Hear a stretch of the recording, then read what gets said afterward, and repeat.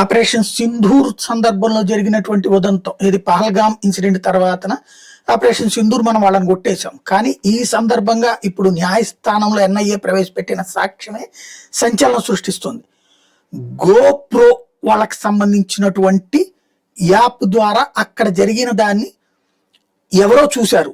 చైనాలో దాని activity run అయింది. ఏప్రిల్ 22 టెర్రర్ అటాక్ సంబంధించి డివైస్ ట్రేస్ అయింది చైనా బ్యాక్డ్రాప్ లో.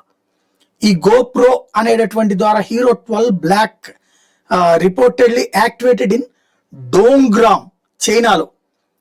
ఇది 1 ఏడాది ముందు నుంచి జరుగుతోందట. ఇది ఇప్పుడు తేలినటువంటి ప్రధానమైనటువంటి అంశం. ఇప్పుడు ఆపరేషన్ సింధూర్ చైనా మీద అయితే చేయలేం. దీనికి చైనా సహకరించి సమాచారం అందిస్తుందా? ఇవ్వదు.